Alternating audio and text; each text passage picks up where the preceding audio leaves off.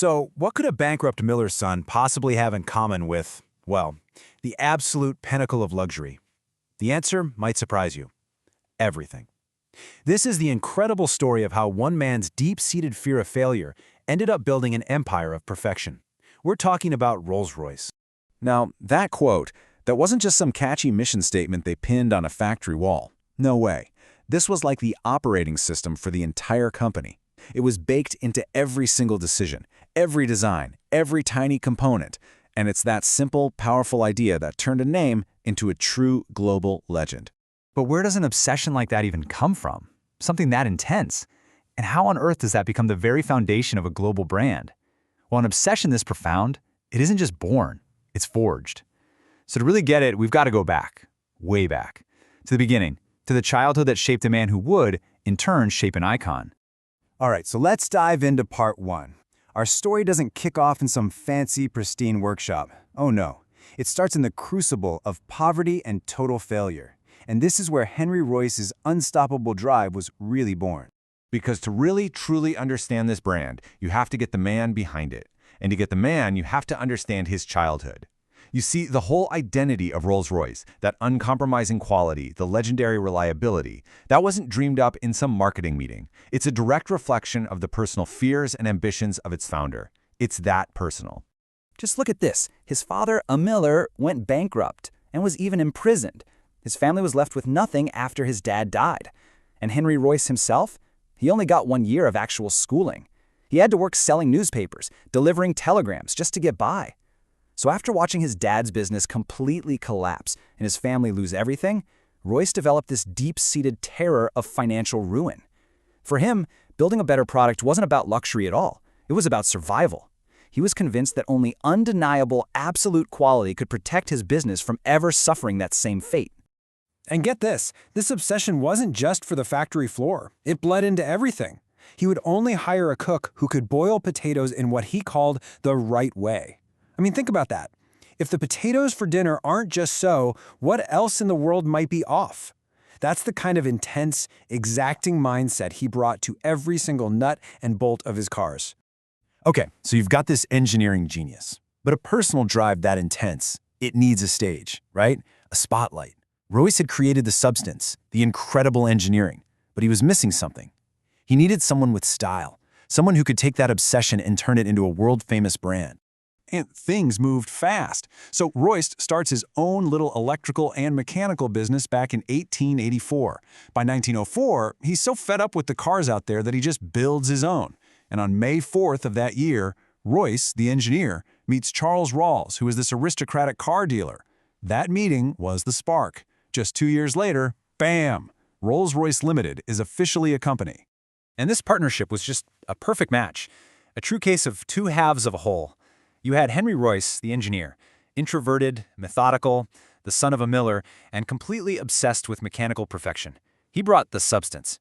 And then you have Charles Rolls, the marketer, charismatic, aristocratic, a Cambridge-educated aviator who totally understood aspiration and storytelling. He brought the style.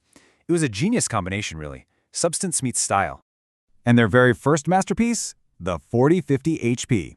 This car was the proof that the partnership was pure magic. It was such an engineering marvel, so incredibly quiet and smooth for the era, that one specific silver-painted model got a nickname, the Silver Ghost. And that name, it just stuck to the whole line of cars. And they didn't just say it was reliable, they proved it.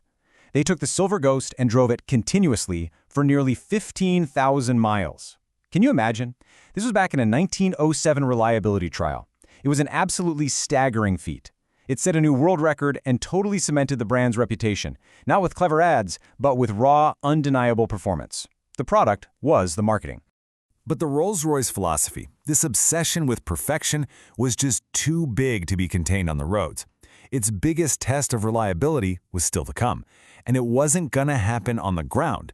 It was gonna happen up in the clouds. So, as World War I started to loom, the need for super reliable aircraft engines became incredibly urgent. And suddenly, this wasn't about a smooth, quiet ride anymore. This was literally a matter of life and death. When the stakes were that high, when you needed life-or-death reliability, there was really only one name anyone trusted. And the results were just revolutionary. In 1915, their Eagle engine goes into production, and it's the engine that powers the first ever non-stop flight across the Atlantic. By 1931, their R engine is smashing airspeed records with a mind-blowing 2,783 horsepower. And then in 1935 comes the Merlin engine, the iconic V12 that would become the heart of the Spitfire and the Hurricane. You could argue it won the Battle of Britain. Royce's personal obsession with perfection had literally become a critical tool for national defense. So this changed everything. The brand was no longer just a symbol of luxury, it became a symbol of life-or-death reliability and pure engineering mastery. Rolls-Royce had expanded its whole identity. The name now stood for both incredible prestige and performance under the most extreme pressure you can possibly imagine.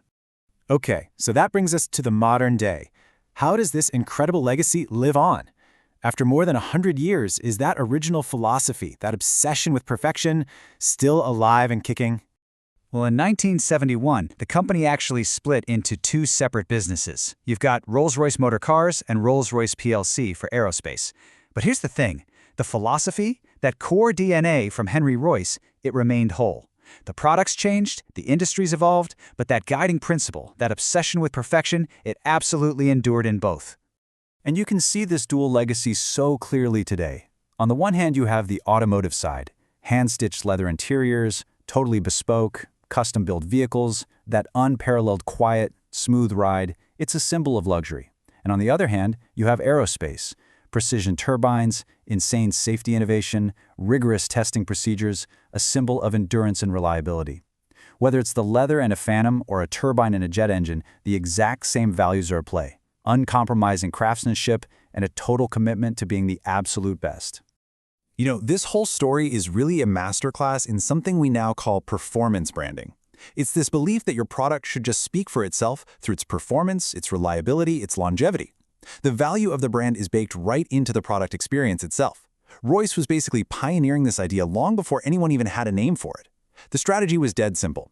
Make the product so unbelievably good that its performance is your best advertisement. And that is why the brand carries so much emotional weight. It's why customers don't just buy a Rolls-Royce product, they buy into a whole history of uncompromising craftsmanship. There's this sense of trust, a legacy built over more than a century. So when someone buys a Rolls-Royce, whether it's a car or a jet engine, they're not just getting a piece of machinery, they're buying a piece of that story. It really is an incredible journey when you step back and look at it. From a childhood of real hardship to a global symbol of excellence. The whole story of Henry Royce is just a masterclass in how to build something that lasts.